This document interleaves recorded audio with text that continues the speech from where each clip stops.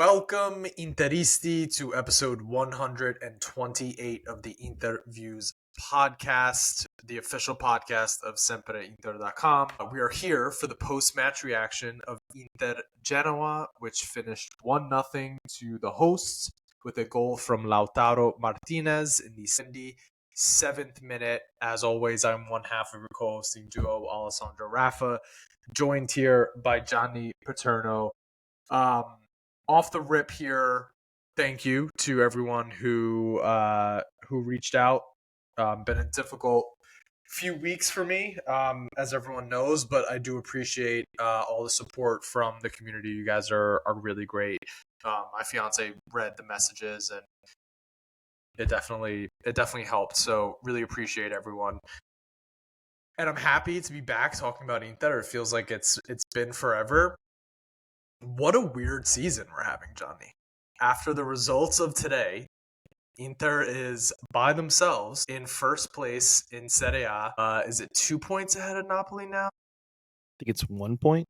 1 point ahead of Napoli, with a head-to-head clash coming up this weekend in Naples, where we can really create some distance here. It doesn't really feel like that. Given the way this team has been playing and given the discourse around Inter, like, you look at it, only Italian team left in the Champions League, first place in Serie A, have a clash coming up in the Coppa Italia this week against Lazio, still fighting on all fronts, things looking good from a results perspective, but it doesn't, this season hasn't necessarily given that feeling. How do you feel now that we're finally back on top, alone in first place? Yeah, I mean, I guess it's undeserved, right? Everyone says Napoli's title to win. We probably shouldn't even be here. I don't even know why we're playing out the season. A few 2-3 weeks ago, it was Napoli's title. So, I mean, it's a good thing the games matter, right? And it's not just one on Twitter. So, right. When did Nima say Napoli is securing the title? Match day 36. 36. Match day 36. Napoli is securing the title. Well, look forward to their celebration. Should be a fun time for them. Yeah, I mean, again, like I said, I don't know why we're playing the games. It's already predetermined. Josep Martinez was supposed to have a Radu moment for us, so that's already been preordained or predestined, whatever you want to call it. Yeah, so again, I don't know why we're playing out the games, right? We don't have a chance in Champions League, according to some, and all this stuff. Granted, it was an ugly display yesterday. Nothing really good from that. And, I know I even said it, that if we play like this against Feyenoord, we're probably going to get our butts kicked. But 3 points is 3 points. And yes, it was ugly, but sometimes if you want to be champions, you have to win ugly. It's easy to say in retrospect because obviously in the moment, you're reactionary. And I'll speak for myself. I won't say everybody is, but I know myself. I was not enjoying watching the game yesterday. It was a very, very tough watch for sure. I agree. I thought that first half was maybe the worst half we've played all year. There was no control on the game. It was brutal, and there was a little bit of panic for me at halftime, just thinking you come out of the result last weekend against Juventus. We've essentially failed all the big tests this season, and then you're coming up a game against Genoa, which, to Genoa's credit, they're a very solid side. Vieira has them performing well. It was never going to be easy, but after that first 45, it's like, man, even with what feels like it should be a comfortable draw in the Champions League, you just start to lose confidence. But somehow the guys found a way to pull it through. A goal from Lautaro Martinez in the 77th minute. He might have been our best player yesterday. There aren't a lot of standouts to speak about. I think Lautaro, Barella had himself some spots. But the story all week coming into this game, Sommer fractures his hand. He's going to be out for at least a month. The discussion was that we wasted money on this 27-year-old Spanish goalkeeper out of Genoa. He gets his first start for Inter, and I thought he was great. He, as far as his passing was concerned, definitely not a drop-off from Sommer. In pieces, could be better. Obviously, it's his first game, so I expect his communication with the team to get better. But that save on Ekator in the second half, making himself as big as possible, just big balls in the moment. What did you make of Pep Martinez, the number one at Inter for the time being. Listen, I was fully confident in him. You know, I don't know if you remember or if our listeners remember, but when we did our five-a-sides with Nima and Sharma, I picked him up as my goalkeeper for that team. His distribution was solid.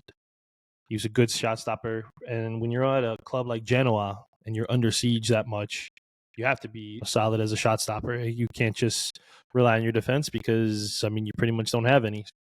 To have him perform the way he did yesterday, like you said, come up with a big save, making himself big. He is a big goalkeeper. He's 6'3".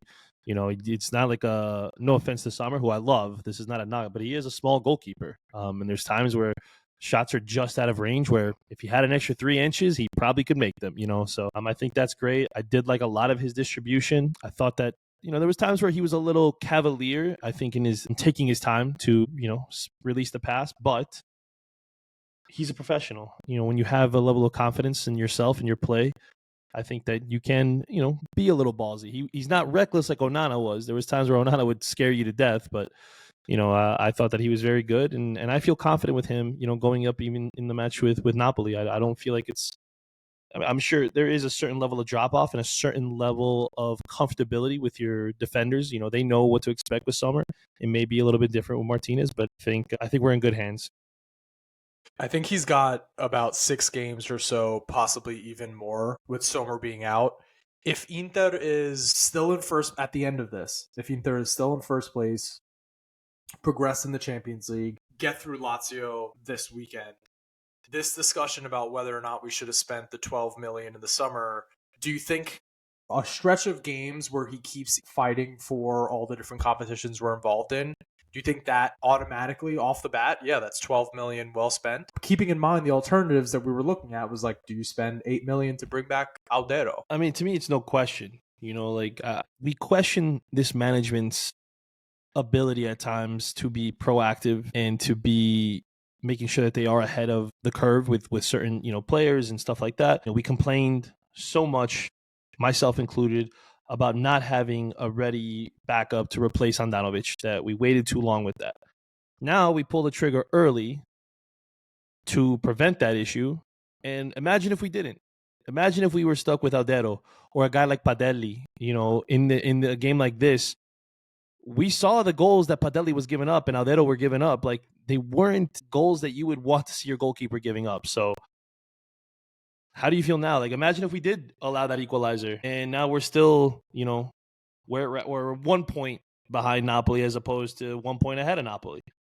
You know, I think that you have to recognize that, and to get a goalkeeper of that quality at that price tag, sure, you can make the case that, you know, Di Gregorio is there and you probably could have done the same thing, but I'm sure Di Gregorio would not want it to have come back to Inter to be a backup. You know, he knew he was going to go be the starter at Juve. Josep Martinez was okay with it. And I think that's a good thing, because imagine if he was, you know, throwing a fit or having his agent leak reports to the, you know, the media, and next thing you know, like, Martinez is on his way out because he's not satisfied with playing time, you know, then you'd be complaining about that too. So I am very happy that we spent that money. You know, I feel a lot safer with Martinez back there as opposed to probably any other option that would have been available. You know, imagine a guy like Pep Reina being, you know, our backup, or someone, I don't know, I can't even think of someone truly horrible, but, you know, there could have been a lot more not ready, you know, goalkeepers in that position. And I think that we're very, very fortunate. And I feel, you know, that for the next month, we're going to be in good hands, guys. Just because he's been on the bench this season does not mean he's a starting. That does not mean that he's not a starter level caliber player in this league, which I fully believe he is. Is there at all a possibility that he can perform to a level that once Sommer comes back could make you think like, hey, I'm not so sure that we should be throwing the veteran back in there? Or do you think this is like, you know, it's Sommer's job, he's earned it. When he comes back from injury, we're sliding him right back in there? I can't imagine a scenario where Inzaghi wouldn't go back to Sommer. Yeah. But do you think it's possible that there anything that Josep can do to earn that job? Unfortunately, I don't think so. I think there's something he can do to lose that job. like that could really put him in like, ooh, all right, we probably have to go shopping for a goalkeeper next up. Like, and I think that's an unfair thing for him. He's kind of in a lose-lose. If he performs well, it's going back to Sommer no matter what he does. And if he does bad, it's never going back to him. So it's a difficult situation. And that's the thing too with goalkeeping, right? Like you're remembered more for your mistakes than you are your big saves. And that could easily be, something that could happen. I hope that, maybe the Club World Cup is where he gets his chance to really take over and become the starter for next season. I don't see him cementing himself as the number one. I think that, again, this is just speculation, but I do think that this has kind of been pre-discussed between Sommer, Martinez, management, that this is, summer season, and it probably will be his last as the starter, potentially. And then I think next year is when Josep Martinez would take over, and then Sommer would become the backup, and probably his final season at Inter, because he does have a contract through 2026. So, I mean, as long as he doesn't blow it and, cost us a game or have a Radu moment, which it's so funny because there were so many people who were almost rooting for that, which is mind-boggling to me. It's agenda driven. It's because they attach themselves to it was a waste of money. And once you attach yourself to that agenda, you're rooting for Inter players to fail, which I think is the stupidest thing. It's insane. You want your club to fail so that you could be proven right. I've said it a million times. It doesn't matter. I would much rather be proven wrong 100% and be made to look like an idiot. And I have to come on here and say, you know what? Hands up. I was wrong about Dumfries, or I was wrong about Acerbi, like whoever it is. I would much rather be proven wrong than be proven right. And if you really want Josep Martinez to fail, just so your agenda can be pushed forward, you could say, see, just another Radu, wasted 12 million. And the thing that makes me, what player were you going to buy for 12 million? Really, what player were you going to go out and buy? What center back was available for 12 million euros? Besides, that you could slot in. Yeah, besides Cabal, who went to Juve. Who was out there? Everyone says like they got names, they got this, they got that. Oh, what about this guy? What about that guy? When were we going to get him for 12 million? Lloyd Kelly just now, who we see is ass for Juve, was 20 million plus. And you want to just go out and find some gem in what, the favelas in Brazil for 12 million? Like, let's be realistic, please. We got ourselves a ready-made starting caliber goalkeeper who already has proven he can be a starter in Serie A for 12 million. You weren't going to find it. You weren't going to find a striker. You weren't going to find a midfielder. Like even Sucic is 14 plus, like bonuses. Yep. So yeah, you could have used that 12 million towards someone else, but you still would have had to cough up more money. Like I don't get the hate. I don't. It's also like you have to do a very convenient mental leap to try to tell yourself like it's 12 million as a backup for this season. It's disingenuous because he could be the goalkeeper at Inter for the next 5 years. Like that's not 12 million could be the biggest bargain of bargains depending on what this looks like in several years from now. And I think, it doesn't help that the Donnarumma rumors come up because then it does feel like, oh, this is a little bit of a waste, even though if Josep is the backup, having a competent backup, I know 12 million euros for a club of our stature, a club of our financial situation feels like a lot, but like everyone's heart sank when they saw the Sommer news. But you're not, there's no backup in Serie A that's as good as Josep Martinez. He's quite literally the best backup in Serie A because he is a starting level player. Like Empoli, Lecce, Hellas Verona. I mean, I'm sure even Genoa, all these clubs would love to have him right now. They would absolutely love. I'm sure even Bologna over He would start at Roma. He would start over Svilar. He would start over Provedel. I mean, Provedel's had a horrendous season. He just got benched. Would love to have. He just got benched. Like Mandas is now the starter. And those are teams fighting for European places. It's insane. It's insane that you'd be rooting for.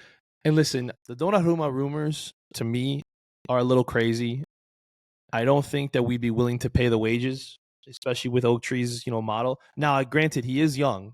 He's younger than Josep Martinez. I think 2 years younger or a year younger, whatever. I personally just don't foresee it happening. I just, even if you do get I don't know. I just don't see it, unfortunately. And given the way we play, I don't think that his ability on the ball doesn't suit us. It really doesn't.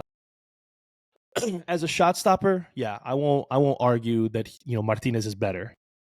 Grant, that doesn't mean he can't be, but right now you can't make a case for that. But to just, I don't know, think that, oh, that's it, Donnaruma's coming in when his contract's up in 2026. So what, we're gonna wait a year or something? Like, I don't see it personally. He's also, unfortunately for him, because he's an incredible goalkeeper, he's kind of been known more for his fuck ups recently than his amazing goalkeeper play. It feels like he's got a howler in his game. It doesn't. Listen, from having the Italian number one on your team perspective, that would be awesome. He's obviously has a ton of international experience, won a Euros. Like, that would be awesome, but I don't know that I'm jumping out of my seats to sign up for what would be the highest wages in Serie A at the goalkeeper position, understanding what our financial situation is. Agreed. Yeah. All right.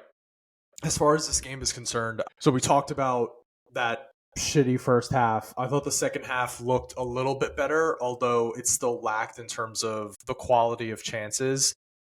What is your one big, this is the reason why yesterday didn't look as crisp as we were hoping it to look like? There's a lot of things that we could point to. Asllani at the base of the midfield. I'm not saying that he had a bad performance. I'm just saying reasons why. Asllani at the base of midfield. Correa, in attack. Dimarco's continued lack of form. Taremi coming in and not necessarily being super impressive, or Genoa being just a good team. What is the number one thing for you when the game is over? You're happy about the 3 points, but you're like, okay, this is why things didn't look that great. Yeah, to me, it's two things that really stood out to me. One is Dimarco's just fallen off a cliff since January. Like, it's don't even recognize the player. I was actually screaming for Zalewski to come in because the last 2 appearances that he's made, immediate impact, immediate difference when he's on the flank. Yes, he does lack defensively. And maybe that's why he wasn't brought on, because you normally see him and Carlos Augusto brought on at the same time, because Augusto can make up for the defensive shortcomings in his game. But Dimarco, I mean, I don't know. Bad crosses the entire first half. Second half just seems slow. He doesn't seem to even react and go on runs as quickly as he did even in the earlier parts of the season. I don't know what's going on with him. I don't know if it's a confidence thing, if it's a lingering issue thing that we don't know anything about and only management does. But yeah, he seems like a shell of himself, and Asllani being absolutely useless. The kid offers nothing. Poor decision making, poor defensive awareness. I believe it was the second half where a ball gets played, he allows his man to slip in behind him. And if it wasn't for a miracle of Acerbi somehow being able to run down, I forget who it was now, I'm not even going to guess.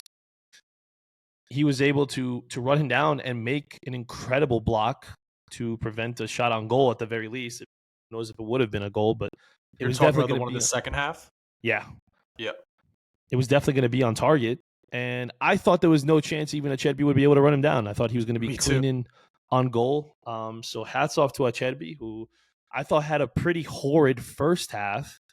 And then in the second half was awesome. It's like he grew into the game, which you normally would think of a player of his age would fade in a game. So hats off to him to being able to figure it out and be probably the man of the match, to be quite honest. You can make it a big case for him with his performance just alone in the second half. So Asllani was misplaying passes. Just, I don't understand how you don't have a grasp of the position yet.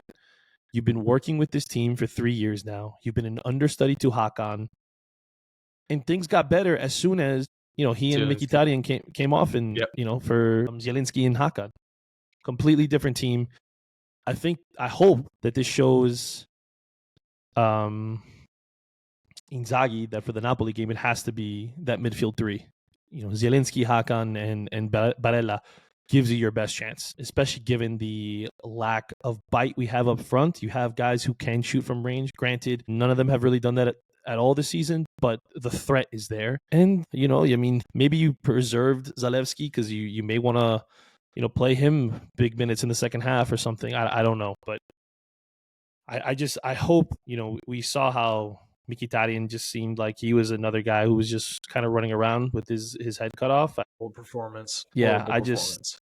I didn't get what he was doing. There was times where he would dribble himself into danger and then be stripped of the ball, and then a counter starts, and it's just I don't get it. I get that he did some good for the club, and he's had some big moments, but I think that now you're seeing again his age has caught up to him, and that he just doesn't have the impact that you need from a Mezzala, especially in this system. And I hope that Inzaghi took notice. So, talked about a bunch of players here. So, first, Dimarco, 0 for 9 on crosses. Did not connect on a single one, which is not good. I agree that he's processing like 1 second slower than what he was at the beginning of the season. I don't know how you can experience such a significant drop off from just one part of the season to the next part of the season, but he's going through it right now. He's been a big part of this team's success, so it's like you're rooting for him and supporting him 100%, but we are not going to be able to get the targets that we're aiming for with him being on this patch of form. Like he needs to turn it around as soon as possible, and I'm hoping he can do that. I don't have any reason for why he wouldn't be able to turn it around. I can't say that he's like completely exhausted, because I feel like we've seen a lot of Carlos Augusto and Zalewski, like a lot. Those players have been playing a lot, so I'm not exactly sure what's going on with him, but he needs to kick it into gear. Aslani, I thought, had 2 good passes all game. First half, the ball over the top to Barella, and then the ball to the back post for Acerbi when he headed it across, and then Pavard had the bicycle kick, and that was it. Outside of that, I didn't think that he offered much. For me, he's got to be out the door this summer along with Fratesi, like without question. I think his Inter career needs to be over, and we need to refresh that midfield. A lot of reports coming out this week of like the great revolution that Inter is going after this summer. It would be amazing if we can do that, because I think the squad needs a rejuvenation. I also think it was really, really obvious that the best midfield at Inter is Zielinski, Barella, and Hakan. When the 3 of those players are on the pitch together. Mickey had a bad game yesterday. Some people are very, very pro Mickey, which is fine. I don't know how you can watch him sometimes and not feel like he's absolutely on the latter half of his good years. You can say the same about Zielinski, but the level of threat that exists with Zielinski on the field versus with Mkhitaryan is like tenfold. There's no like magic thing. What was the midfield 3 when Inter scored their goal? Granted, it came off a set piece, but it was Zielinski, Barella, and Hakan.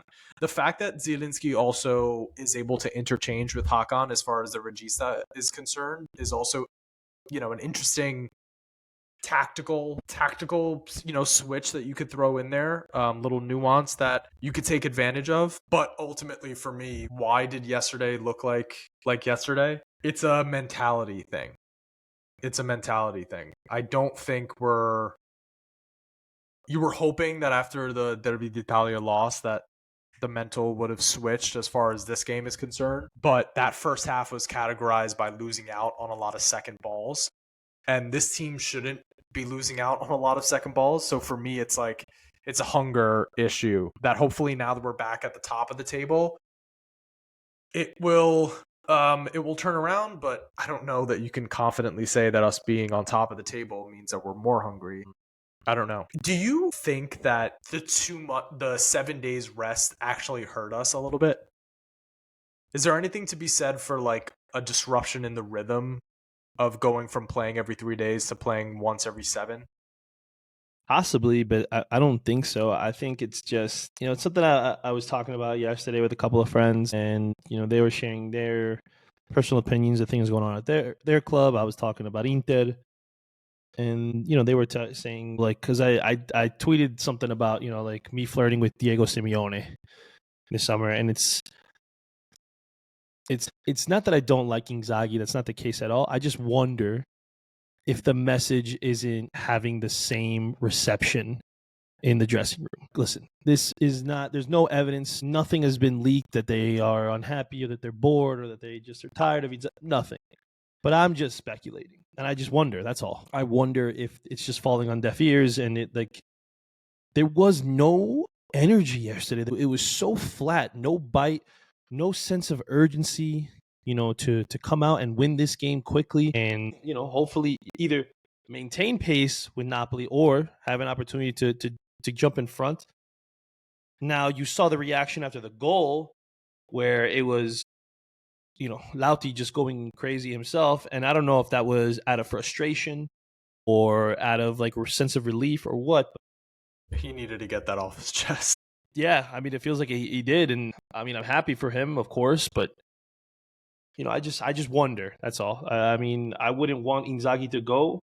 I would rather have some players leave and give him a refresh. Yeah, because I feel like that is what's most important. But also being realistic, what's easier to replace? 5 or 6 players in your squad or a manager? That's the only reason I put that out really about Simeone. I think it's easier to bring in a new now. I don't think we could afford Simeone, but I don't think any manager is squeezing. The interesting thing is like I put this in the group chat. The 2 softest players at Inter, Joaquin Correa and Aslani, were on the field from the start, and that was arguably the softest performance of the Inter season so far in that first half. So it's like there is a little bit of how much can you squeeze out of players who are just like, even Taremi. Taremi's like he's a soft guy. Correa is soft, and Aslani is the same thing. It's like, I don't know. There's a lack of killers. There's a lack of killers in the squad right now, it feels like, at least as far as the depth is concerned. You're bringing in 3 new players. You have, let's say, 100 million to spend. Who are the 3 players you're going after? Okay. A rejuvenation in attack is Suchic's already in. That's all I'm going to say. So don't worry about having to include him. But go ahead. Keep it as realistic as possible. A rejuvenation in attack is the first thing that I'd start with. I've been a big Sesko fan for a long time. Like, I just think as far as technique, pace, power, I was thinking about this yesterday. Like, I think we need more pace and power in this team. And Šeško is like prototypical from a physique and technique perspective, as good as it gets. I know he's still raw and still has some growing to do, but I would love to bring that player into the squad. So let's say right there, 65, 70 million. Mm-hmm. So now you have about, let's say, I'll go low. Let's say you have 35 million left to spend now. Okay. Got to go to center back. I would probably go with a lower cost option, but a player that I believe in a lot, that I will stick to my agenda that I've had for 2 years now. Omar Solet from Udinese. I would stick him back there. Again, like, let's talk about physique, big physical presence, a little toughness back there. Would stick him back there, although my dream would be Alessandro Buongiorno in Inter colors, but we're keeping it realistic. And then I would revitalize the wingback position again with pace and power. There's a player from Lille that I really, really like, Thiago Santos, that is like a speed demon with excellent technique. So those would be my 3. If you're bringing in Solet, Thiago Santos, and Sesko, you just brought in a lot more physicality and a lot more pace and a lot more technique into the side. So off the top of my head, that's what I do. What about you? What about me? So for me, I'm probably going a little bit cheaper with the striker. I would have probably gone with Lorenzo Luca as the guy I would have targeted. Had himself a hell of a weekend. Yeah, given the way he handled that whole situation. And I've seen mixed, opinions. Some people liked it. They want a selfish striker. I do too, but I want them to be selfish in front of goal.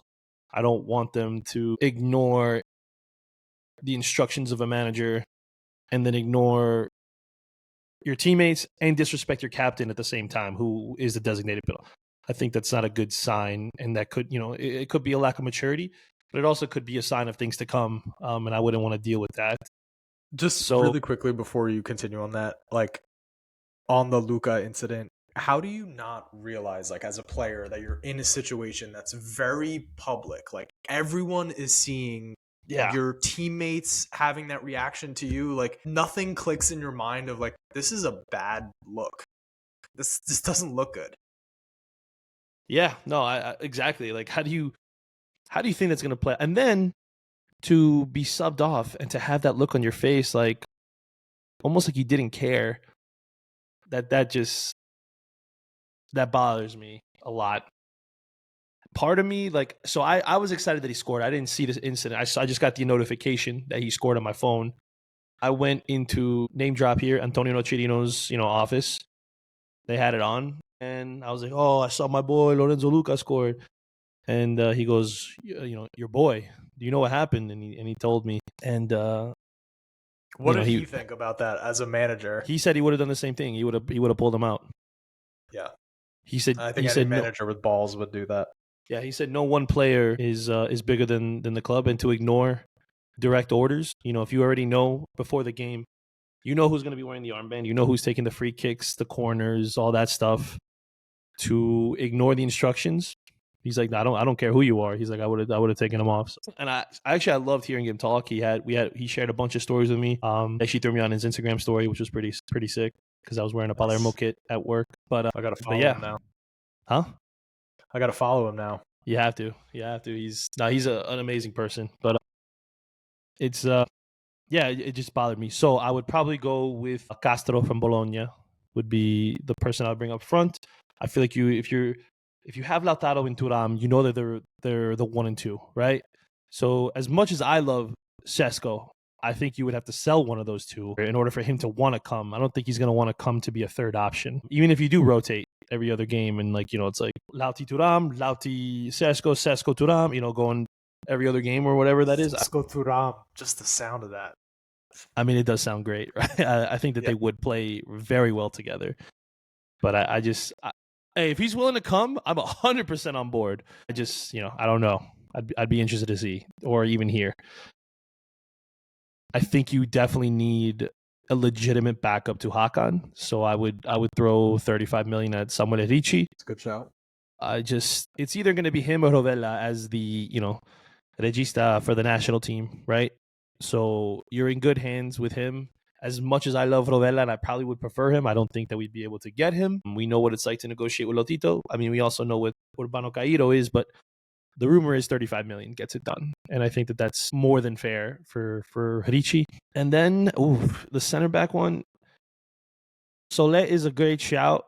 I liked him at Salzburg. I liked him even now at Udinese, which I think there's a statistic that since he's been the starter, Udinese hasn't given up a single goal. I don't know if that's true. He's on a heater. It's something crazy like that. I thought I saw that somewhere. Maybe I'm making it up.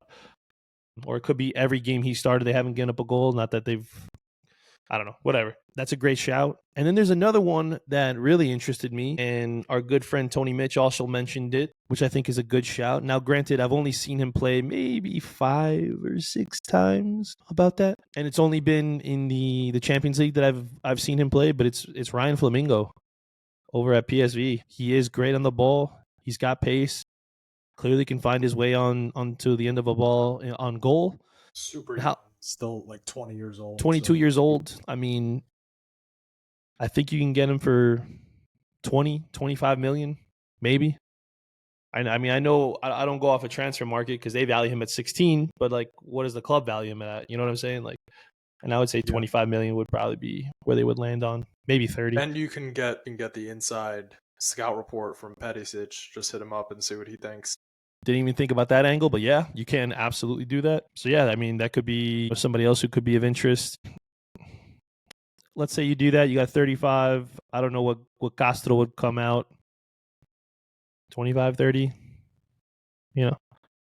let's say, all right, so 30, you're at 65, 25, you're at 90 million right there. So realistic, I don't know. I mean, obviously there'd have to be guys out the door. The likely candidates are Fratesi and Aslani. I would hope that you could find a way to include Aslani in the Ricci negotiations somehow. Don't know. I saw that they're interested in Pio Esposito, who, call me crazy, but I kind of want him to stay and be the fourth option maybe next year. I could also see him being loaned out to a Serie A club, though, to get meaningful minutes. So I don't know. I wouldn't want to lose him for Ricci. Yeah, I would loan him for a year.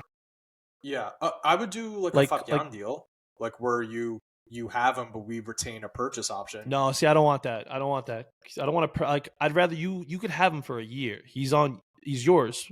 You know, dry loan and whatever percentage off for Ricci, and that's what we do.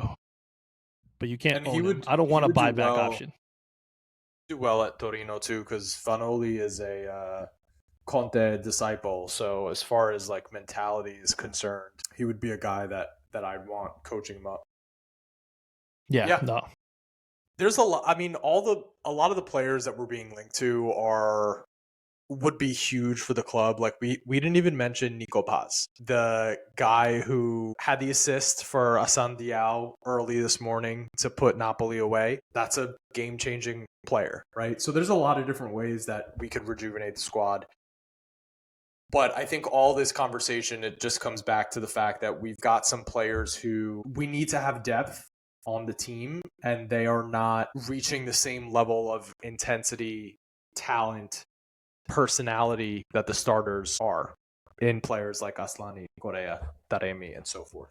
So yeah, a squad rejuvenation is definitely necessary. Are there any other players that you want to talk about from the game? We talked a little bit about obviously Mickey, Dimarco, Aslani, Correa. Anything specific you want to mention about Acerbi or Lautaro or the like? Not so much them. Maybe I would mention Pavard. I thought that he had a pretty solid game himself. He made a couple of errant passes, but I think he recovered well, was sound defensively, had a good job of cutting down angles to not allow his attacker to be able to dribble past him, which I think is, huge, especially from a right back or right center back position, because then you have to, contend with him attacking Acerbi on his weak side from that side, coming from there. So I think that when you are able to alleviate that chance for them, that's huge. He had a couple chances to score.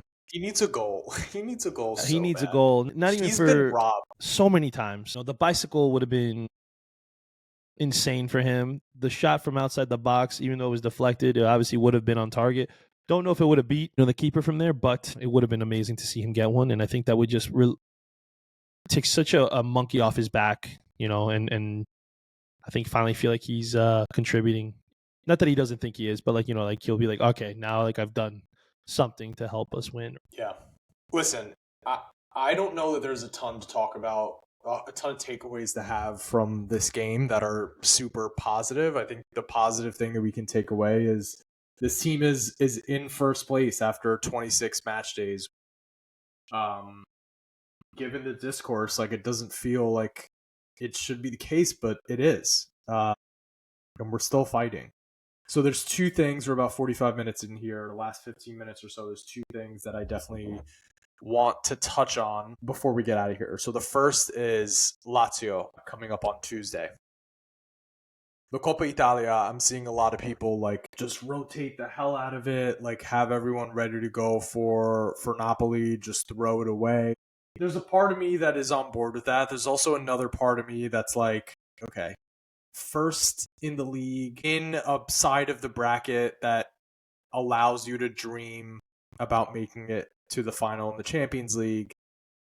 Do we want to throw away potentially a shot at a treble?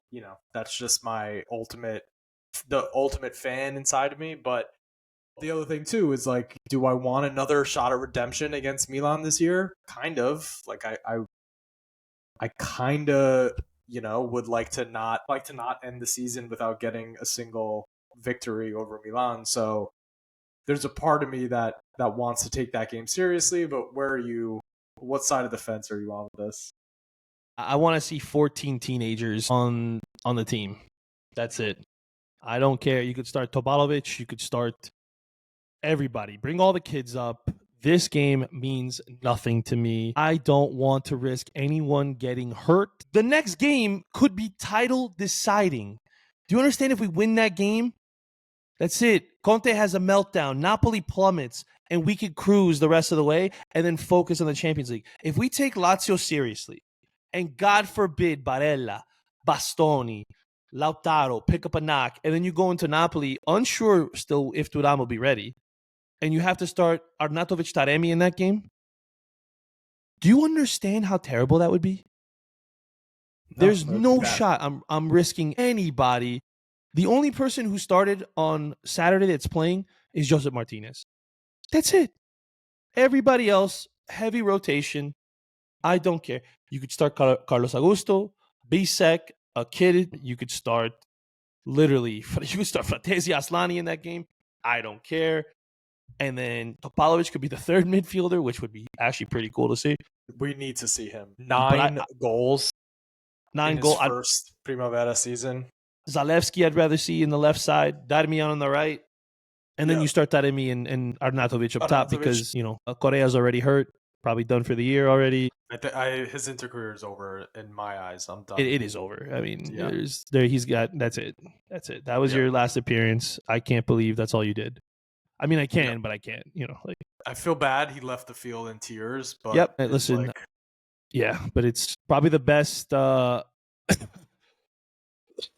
best start to an Inter career since Pazzini. Flamed out pretty hard.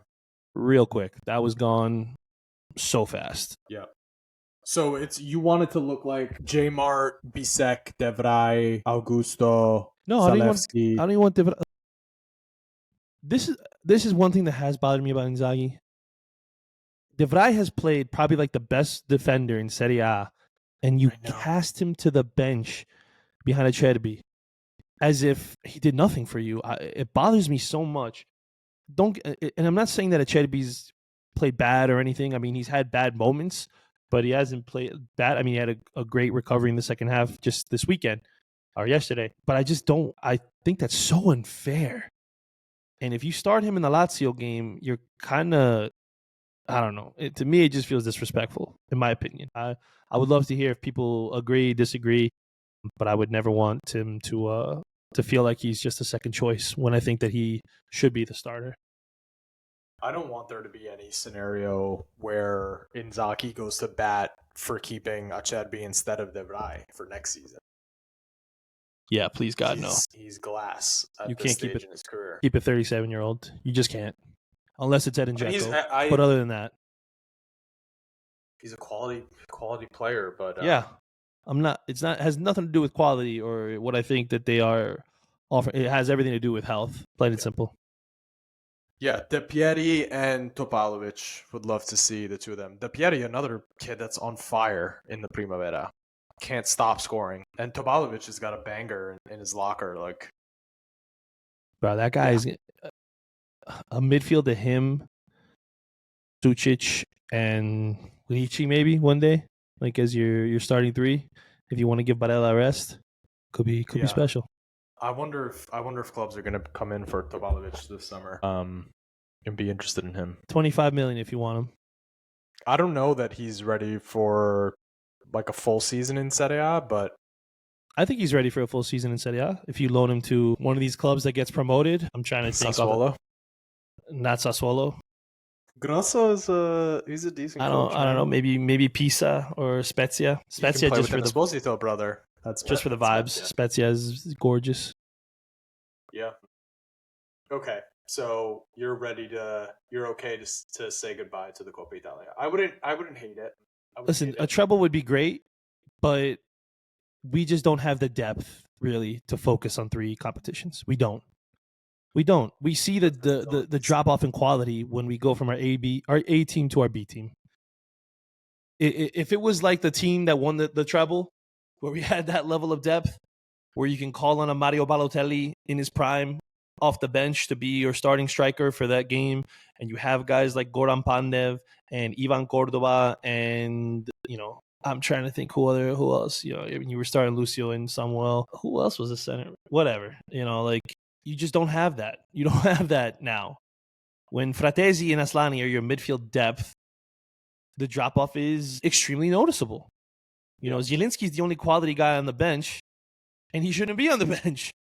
It's just crazy. And the strikers, I don't know. It's just not there. You can't focus on 3 competitions, unfortunately. Yeah. I don't disagree with you. Okay. In the Champions League, we have drawn Feyenoord, who knocked out Milan. He's good side. Have some really young, interesting players. Obviously, Paixão, we saw his quality against Milan. They have a player, Milambo, in the midfield. I'm forgetting the other winger's name. Mushaja, I think, is his name. He looks pretty good. Quinton Timber. I mean, they have a collection of young, talented players, but under no circumstances should we either be looking past this team or not be 110% like we need to progress here. And then looking at your potential opponents, Bayern and Bayer Leverkusen are going to battle it out. Would love to get another shot against Leverkusen. I think we could match up well against Bayern as well. So basically, my question for you is, at the culmination of this bracket, once it was all decided, what was your initial feel on Inter's chances to get back to a final? If we play the way we played against Man City and Arsenal, we can be in the finals again. There's no doubt in my mind. If we play the way we played against Genoa, we could be out against Feyenoord. It just depends on who shows up on the day. I think in terms of quality, we have it. If our starting 11 plays to the best of its abilities, I don't think there's a team in Europe that could really beat us. And I'm not just saying that because I'm a fan of Inter. I think that on their day, at their best, I don't think anybody could really stand toe-to-toe. This isn't the same Real Madrid from... Let's do it right now. This is the bracket on our side. Benfica, on our day. Easy slap. We slapped them.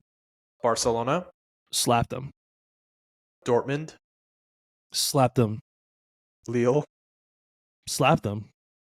Bayern. If Celtic can play them that hard, I think that we could take them no problem. It won't be a slap, but it'll be a nice love tap. Leverkusen. Their play style is the one that would be difficult, but I still think we could beat them over 2 legs. They may win a game 1-0, and then we come back and win, 2-1, and then we go to extra time and we, are able to eke it out or win on pens. But I think we could beat them. I think that's the only team. Like, Liverpool and Arsenal really don't scare me. Like, I think that's who we would potentially play in the semifinals, if I'm not mistaken. It would, that bracket, the big teams or were they are on the Arsenal, Real, Atleti, Paris. That's on the opposite Liverpool. side. You're right. Okay. That's on the opposite side. Yeah. The only team that would scare me. Who do you think is going to come out of the Benfica, Barcelona, Dortmund, and Lille bracket? I think Barcelona is going to be Benfica then with Lille and Dortmund. To me, that's a coin flip because Dortmund's been very bad this season. Either way, I think Barcelona comes out of those 4 teams, and then it's between us, Feyenoord, Leverkusen, and Bayern. So if we an Inter Barcelona semifinal would be incredible. That's a team I don't want to lose to. I don't want to lose to them. And not for nothing, they haven't impressed me. I mean, have they impressed you? They score goals in bunches, but it's also like. But it's also against like goal bottom feeder teams. Yeah, it's like 8-0 against Alaves, which is not, Wow. I don't think they would even get 8 past Venezia. Well, maybe now that Radu's a starter, but other than that, like if Stankovic is there, you get maybe 2. So who's the team on our side that worries you the most? I think it's Leverkusen. Probably Leverkusen. Yeah. I think they play a similar system to ours. It's Xabi Alonso's a fantastic coach. He has his team extremely well organized. They're fast.